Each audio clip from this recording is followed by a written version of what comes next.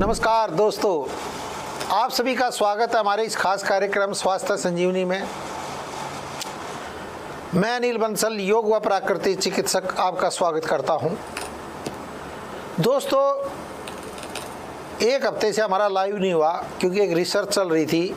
जो डायबिटीज़ के जो पेशेंट थे, हम उन पर रिसर्च कर रहे थे और उनकी एक एक दो घंटे में जैसे डायबिटीज़ चेक करा रहे थे। एक को हमने सुबह सुबह आलू के परांठे खिलाए, फिर उनकी डायबिटीज चेक करी, तो आप सुनकर अचरज मान जाओगे दोस्तों। उनकी डायबिटीज जो 100-125 पर चलती थी, सीधी 250 पर पहुंच गई। खाना खाने के बाद जैसे 150 रहती थी, आलू का परांठा खाते ही 2 घंटे बाद, 2.5 घंटे बाद शुगर चेक करी तो 250 तक पहुंच गई। और दूसरे पेशेंट पे क्या किया, मक्खन लगाकर टोस्ट दिए थे सुबह नाश्ते में, और उन्हें चाय पी थी। एक ने मीठी पी थी, एक ने फीकी पी थी। माँ भाई तू एक चाय मीठी पी और चाय फीकी। 5 पेशेंटों पर नंबर पर रिसर्च चल रहा था। तो जैसे ही ब्रेड और मक्खन टोस्ट खाए, उसकी भी डायबिटीज़ 250-300 पहुँच गई। सेम जो आलू के परांठे थे और जो 2 ब्रेड और मक्खन लगा के किया। और जो तीसरा आदमी था, उसकी चाय थी फीकी, उसकी 239 के लगभग आई। 10-20 पॉइंट का ही अप डाउन रहा ना। तो डायबिटीज 250 से ऊपर चली गई सीधी एकदम। दवाइयाँ जो खा रहे थे वो खा ही रहे थे, वो यूं की दवाइयों में कोई हेरफेर नहीं किया, कुछ भी हेरफेर नहीं किया। मैं यार ये चेक तक करें। लोग बात कहते हैं कि आलू के परांठे से डायबिटीज बढ़ जाती है, बढ़ती है या नहीं बढ़ती? तो एकदम दोस्तों फ़ौरन बढ़ जाती है। और जिसको हमने मैदा का परांठा खिलाया था, एक को मैदा का परांठा खिलाया, हाँ, मैदा वाला परांठे का तो 280 पहुंच गई थी सीधी। ये तो था आटे का परांठा, तो उसकी तरह ही थी 250 या 52 के लगभग। और जो मैदा का परांठा खा रहा था, उसकी डायबिटीज़ रहती थी 130 या 40 ही। मगर यार तेरा चेक कर लेते हैं, तेरा कितना रहता है। तो उसकी जो डायबिटीज़ है 280 पहुंच गई। मैदा के परांठे से इतनी तेज़ी से शुगर बढ़ती है। सबको मक्खन लगा के उसका मैंने लगवाया था। 2 को ब्रेड के मक्खन लगवा कराया था। और जो ये कहते हैं कि भाई ये आटे की ब्रेड है, आटे की ब्रेड का भी सुन लो दोस्तों। उसकी तो जो मैदा की ब्रेड थी ना, उससे ज़्यादा डायबिटीज़ बढ़ गई। हम सोचते थे कि यार ये तो आटे की मैदा मैदा का नहीं है, ये तो वैसी ब्रेड है। उसकी भी वही, क्योंकि उनकी जो डायबिटीज़ थी 170, 180, 190 तक इतनी चल रही थी। खाना खाने के बाद, सुबह नाश्ते के बाद, जब 2 घंटे बाद चेक करते थे, इतनी चल रही थी। तो दोस्तों उससे ये सिद्ध होता है कि जो आप मैदा खाते हो वो क्या करता है, पेन क्रियाज पर बहुत ज़बरदस्त असर करता है। इंसुलिन वो बहुत ज़्यादा अंदर से आपकी ले लेता है। क्योंकि डायबिटीज़ बढ़ेगी तो फिर डायबिटीज़ को कंट्रोल करने के लिए तो इंसुलिन की ज़रूरत पड़ेगी। जैसे आप गाड़ी को तेज़ भगा दो तो क्या लगेगा, पेट्रोल ही तो ज़्यादा लगना है, और तो कुछ होना नहीं है शरीर में। तो फिर बाद में तो फिर वो डायबिटीज़ अपने आप ही शाम को देखा तो फिर वो नॉर्मल सबकी एक तरह से आ गई थी कर। लेकिन इससे क्या सिद्ध हुआ, ये जो मैदा से बनी हुई चीज़ें हैं या जो ब्रेड आप खाते हो, इससे बहुत ज़बरदस्त इफेक्ट पड़ता है। फिर अगले दिन की बताता हूँ दोस्तों। अगले दिन हमने गेहूँ, चने और जौ और जवार, इनमें था गेहूँ, चना, जौ और जवार। एक को एक तरह से सामान्य रोटी सी दी, एक को उसका परांठा बना के दिया, गेहूँ, चना, जौ, जवार का। और एक के परांठे में हमने प्याज भरा और गोभी भरी, बस इसी में गेहूँ, चने, जौ, जवार के में। और आप सुनकर अचरज मानोगे दोस्तों, डायबिटीज़ उल्टा 150-200 की जगह 160, 170 पे ही घूमती रही। 200 से ऊपर किसी की भी नहीं गई अगले ही दिन।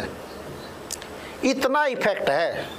और अगर आपने परांठे का मन भी करे तो जो हम ये गेहूं का, चने का, जौ का और ज्वार की जो रोटी बताते हैं, ये बहुत इफेक्ट है। हाथ कंगन तो आरसी क्या, पढ़े लिखे को फारसी क्या। आप अपने घर पे ही चेक कर लो। मतलब एक दिन वो खा लो, क्योंकि हमने ये 5-6 पेशेंट थे हमारे पास, वो हमने चेक कर लिया। मैं कहा भाई एक हफ्ता तुम रुके हुए हमारे पास, लो चेक ही कर लेते हैं, देख लेते हैं, खाओ एक बार दबा के मजा लेंगे, फिर हमने देख लेंगे। तो अब ये इतना इफेक्ट पड़ा यार। 500 को हमने, एक को तो मतलब रोटी खिलाई, एक को पराठा खिलाया, एक को गोभी का और प्याज का पराठा, वही गेहूं का, चने का, जौ का और ज्वार की रोटी, उस आटे को भुना हुआ था, वही रोटी हमने खिलाई। तो आप सुनकर अचरज मानोगे दोस्तों, 160 से ऊपर किसी की भी डायबिटीज नहीं गई 2 घंटे के बाद। इतना इफेक्ट है गेहूं, चने, जौ और ज्वार के आटे में।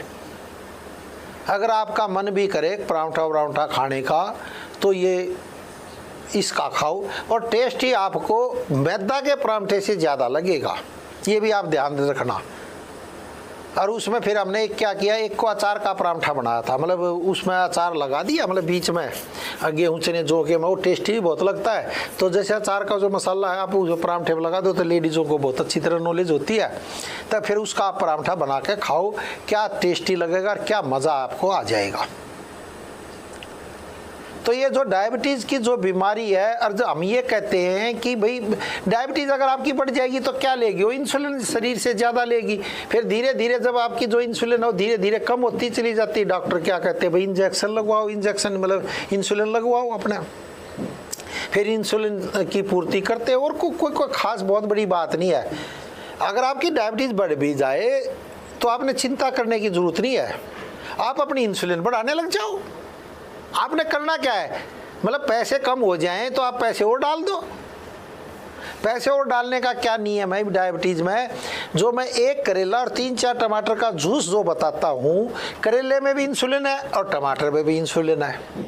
तो ये दोनों इंसुलिन जब अंदर शरीर में जाएंगी तो मैं कह रहा हूँ 100 रुपये की जगह आपकी जेब तो खाली नहीं होगी, 10-12 रुपये तो और आ जाएंगे आपके अंदर खर्चने के लिए। तो ये क्यों हम सीधे तरीके से बताते हैं, लोग बाग वो आजकल मानते नहीं, वो कहते हैं एक दिन में डायबिटीज़ आपकी ख़त्म और आप ये पैर रखो और ये करो, क्योंकि वो शरीर खून कड़वा हो जाए, कड़वा चेक करोगे तो डायबिटीज़ कम ही आएगी, और लेकिन उसको 2-3 घंटे बाद करोगे फिर वही स्थिति आ जाएगी। क्योंकि एक दिन का तो काम है नहीं, हम साधु महात्मा तो है नहीं जो सारी चीज़ वो खाते रहेंगे। और मैदा का चलो कभी कभी टेस्ट करने के लिए आपने खा लिया तो एक अलग बात है, लेकिन डायबिटीज़ वाले वो भी ना खाएं तो अच्छा है। और जो वहाँ जो बेसन की रोटी होती है वो तो बेसन मैं कह रहा हूँ इतना रद्दी होता है कि पूछो मत, क्योंकि उसमें से जो बाहर का बुर होता है, बुर जो होता है वो तो निकला हुआ होता है, वो भी मैदा ही होती है, वो मतलब चने की मैदा होती है दोस्तों। जो आप चने का जो आटा खाओगे, पहले एक पेशेंट से मिलवाना चाहता हूँ, मिले एक पर पेशेंट से, ये क्या कह रहा है एक बार इसकी भी सुने पहले। क्या नाम है आपका? राकेश नाथ मल्होत्रा। क्या तकलीफ थी राकेश जी आपको? दर्द था शरीर में, दर्द था? हाँ, पीछे यहाँ नस में पता नहीं क्या था, लेकिन मैं फिर ठीक हूँ मैं बिल्कुल। अच्छा, कितने दिन वैदिक उपचार करा आपने? 8-7 दिन खाया है, अब मैं चेक कराने आया हूँ, ये सही है दवाई या गलत तो नहीं ले गया मैं? ना सही है। तब कितना आराम है आपको ये बताओ? अब मैं दौड़ लेता हूँ, पार्क में दौड़ता हूँ सुबह। अच्छा, पहले दौड़ नहीं पाते थे? बिल्कुल बंद हो गया था दौड़ना। अच्छा जी, कितना आराम पड़ गया? बहुत ज्यादा। अरे बहुत बढ़िया, बहुत फर्क है। अच्छा, ये तो ये ले रहे थे, चलो जो भी ले रहे थे ठीक है। और क्या कहोगे वैदिक उपचार के बारे में? मेरे तम्बाकू कम हो गया, 15-16 साल की उम्र से खा रहा था तो। हाँ, तम्बाकू अब ज्यादा सारे दिन में 5-6 दफा खाता था, अब 1 या 2 दफा खाता हूँ बस। छूट ही सा गया, मन नहीं करता? ना, बिल्कुल भी नहीं। अच्छा जी ना। अच्छा, और क्या बात बता रहे थे आप?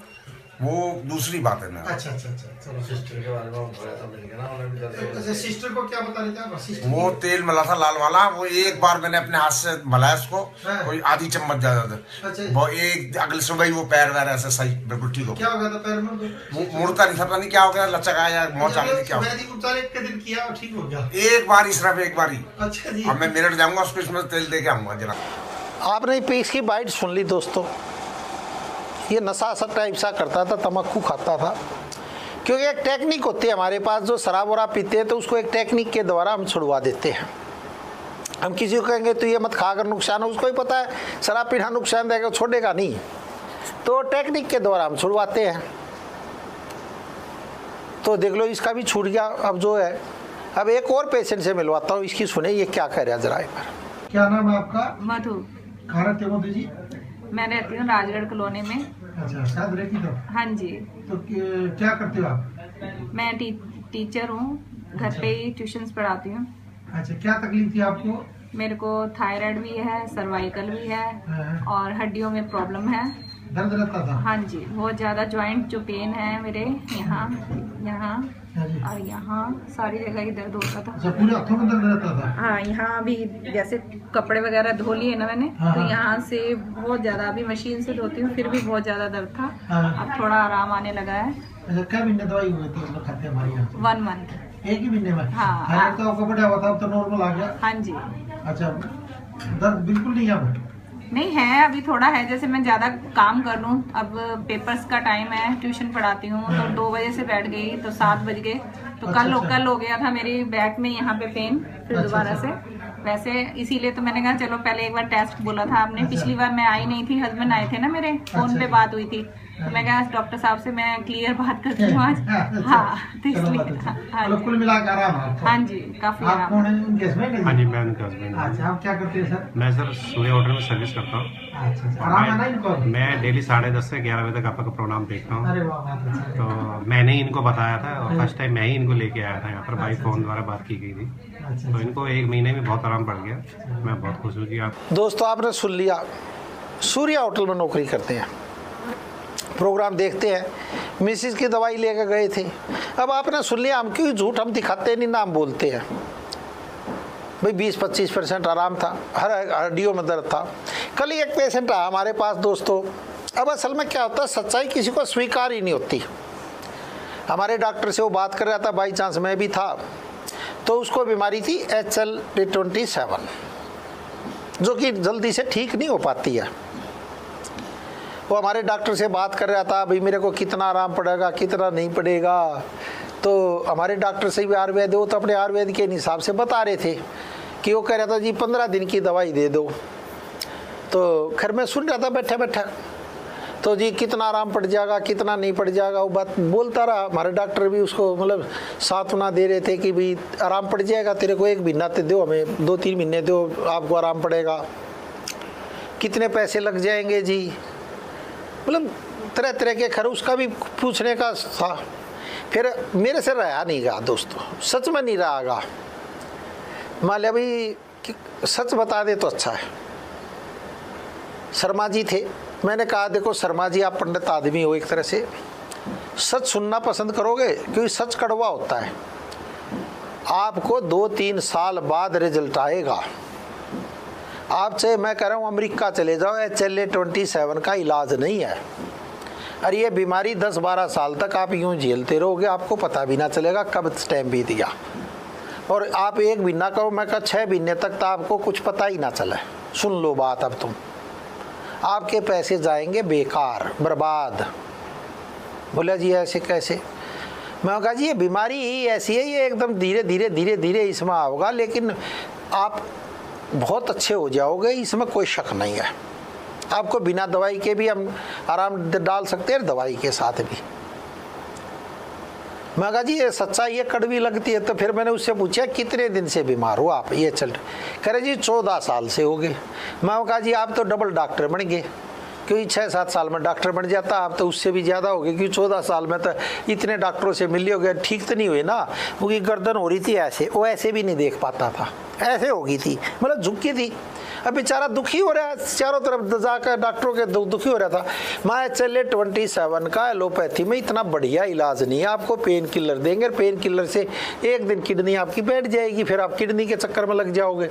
डॉक्टरों का क्या कहेगा, कहे जी नेफ्रोसिस से मिल लो, वो जो बताएगा, फिर आप चक्कर में फंस जाओगे। और इतनी मोटी फाइल, 14 साल हो गए थे बीमार ने बेचारा, अब वो भी तो करे क्या। देखो फिर मैं कहा जी आप 2-3 साल दो, आपको ठीक करने की हम कोशिश करेंगे, हमारा काम है ठीक करने की कोशिश। और भी पेशेंटों से मिलना जो हमारे से HL27 का इलाज कर रहे हैं, वो बताएंगे। मेरे कहने से तो कुछ होना नहीं, मैं तो अपनी चीज़ को अच्छी बताऊंगा। हाँ जी हम तो अच्छी बताएंगे। तो खैर उसको आदमी अच्छा था, उसने हमारी बात मान ली और अपना इलाज चालू करवा दिया।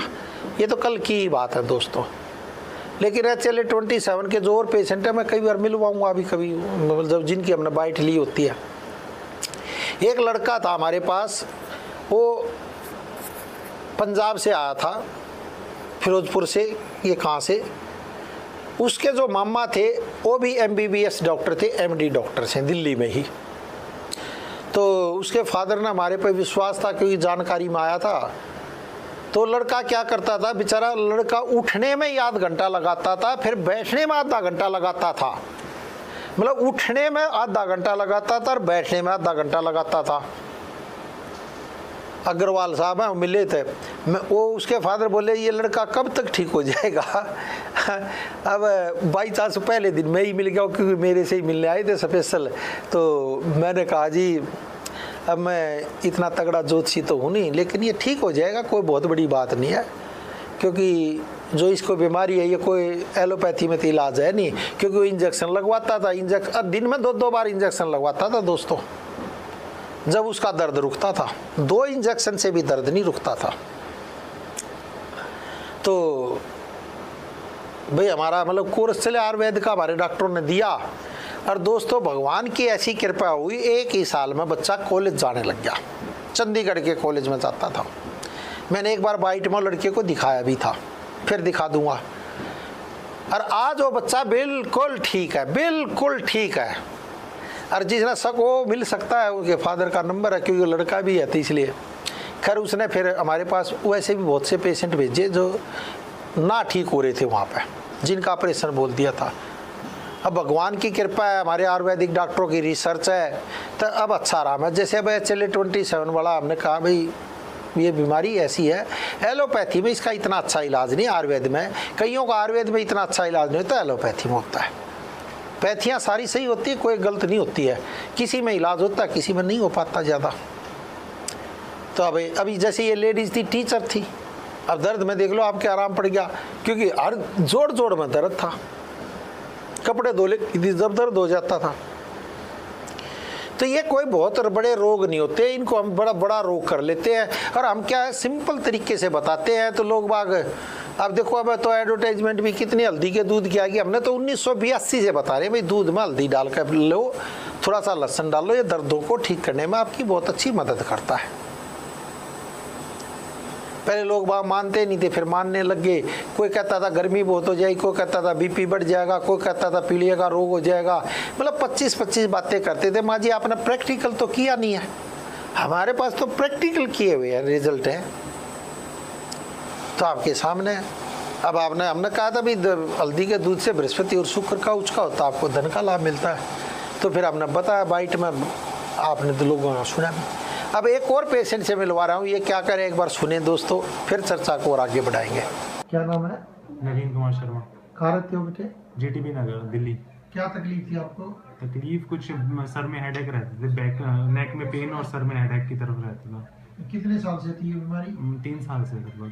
तो हमारे यहाँ से कितने दिन इलाज कराया तुमने? काफ़ी टाइम हो गया, 6-7 महीने। 6-7 महीने कराया। कितना आराम है? 60-70% है। वो कोई भी इलाज करा रहा हूँ आपके यहाँ से? हाँ मेरी मम्मी करा रही है। क्या तकलीफ थी उनको? उनको भी कुछ बैक पेन वगैरह थे, बैक पेन और जॉइंट पेन। कितने महीने को उनको इलाज कराते हो? उनको भी काफ़ी टाइम हो गया है। मतलब 5-6 महीने लगभग? नहीं, मुझसे ज़्यादा टाइम हो गया है। कितना आराम है मम्मी को? काफ़ी आराम है, 2-3 दवाई तो छोड़ दी है, बाकी एक ले दवाइयाँ ली कम हो गई हमारी? हाँ। अच्छा आराम है मम्मी को? क्या हाँ, % आराम कह सकते हो मम्मी को? ये मैं तो नहीं बता सकता, ये तो वही बता पाएंगे, पर आराम इतना हाँ आराम तो काफ़ी है। काफी है ना, मतलब दवाइयाँ कम होगी ना? देख लिया, सुन लिया दोस्तों। अब लड़के का इलाज चल रहा है, मम्मी को आराम पड़ गया। हम कहते 2-3 महीने में ना, अब 8-9 महीने, देख लो आपके सामने रिजल्ट। यही मैं दुनिया को बताना चाह रहा हूँ, सच्चाई को जैसे ही आप स्वीकार कर लोगे, और वक्त भी इतनी देर नहीं लगती। अब 2-3 साल भी 2 मिनट में बीत जाएंगे, पता ही नहीं चलता। आपकी उम्र इतनी होगी, आपको कहाँ पता चला वक्त बीत गया। वक्त बहुत तेजी से बीतता है और आप फिर परेशान होते। अब लड़के को सिर में इतना भयंकर दर्द रहता था, पीठ में दर्द रहता था, अब आपके सामने कह रहा है 60-70% इलाज। हमने कोई चमत्कार नहीं किया दोस्तों। हमारी दवाइयाँ थोड़ी सी महंगी जरूर है, पर हैं सॉलिड, वाक्य में सॉलिड है। हम कोई भी चीज़ में वो नहीं करते, कंप्रोमाइज़ में करता ही नहीं। हमें भी फार्मूला पता है, सस्ती बेचेंगे तो ज़्यादा बिकेंगी, पर हमने बेचनी नहीं है दोस्तों, वाक्य में नहीं बेचनी। मैंने तो बेचनी ही नहीं है। हमने कहा भाई जब तक आपको आराम ना मिले क्या फ़ायदा हुआ। इसलिए मैं आपको बताना चाहता हूँ, आपको कोई भी बड़ा रोग नहीं है, बस कुछ कमी है। अगर आप सच को स्वीकार कर लोगे तो आप भी ठीक हो जाओगे। अरे नहीं तो गाड़ी चलती रहती है, पेन किलर खाते रहो, ज़िंदगी चलती रहेगी और वक्त ऐसे बीत जाएगा, आपसे चला भी नहीं जाएगा, उठा भी नहीं जाएगा। फिर एक और रोग आ जाएगा किडनी का, बार बार पेशाब करोगे रात भर में, पेशाब भी पीला पीला आएगा, पेशाब में जलन होने लग जाएगी, पेशाब से भी बदबू आने लग जाएगी। मतलब ऐसी स्थिति हो जाती है, झुका भी नहीं जाता। अब लड़का कह रहा था ना माइग्रेन का दर्द है ना 60% आराम पड़ गया। बोला सिर का दर्द तो था ही नहीं, वो बाइट छोटी रह गई थी, क्योंकि ये मेरे मिला था लड़का। अब जवान लड़का है, अब कितने दिन तक पेन किलर खाता भैया? ये तो बैठ जाता, बूढ़ा हो जाता थोड़े दिन में ही। लेकिन ये सही वक्त पे कि माँ को इलाज करा रही थी, विश्वास था, आपने चालू कर दिया, 6 महीने बीत गए, पता भी नहीं चला, 60-70% आराम है। तो इसलिए मैं कह रहा हूँ दोस्तों, आप गुमराह ना हो, बिल्कुल भी ना हो। एक बार आप अपने पे विश्वास करें और आयुर्वेदिक की तरफ बढ़े। हमारे यहाँ पूरा एक बार सलाह ले, आयुर्वेदिक डॉक्टर या कहीं भी आयुर्वेदिक डॉक्टर से सलाह लेकर अपना कोर्स चालू कराएं और तिल तिल का यानी तड़प तड़प का ना मरे। ये जीवन एक ही बार मिला है, वक्त कब बीत जाएगा पता भी नहीं चलेगा। जब तक जिए खुशहाल जिए और तंदुरुस्त जिए और दौड़ते हुए ज़िंदगी जिए, न कि बिस्तर पर लेटे लेटे। बड़ा दुख आता है हमें जो बिस्तर पर लेटा रहता है, बेचारा एक कमरे में ही होकर रह जाता है, क्योंकि चला फिरा जाता नहीं है। आज के लिए इतना ही दोस्तों, बहुत बहुत धन्यवाद, बहुत बहुत शुक्रिया।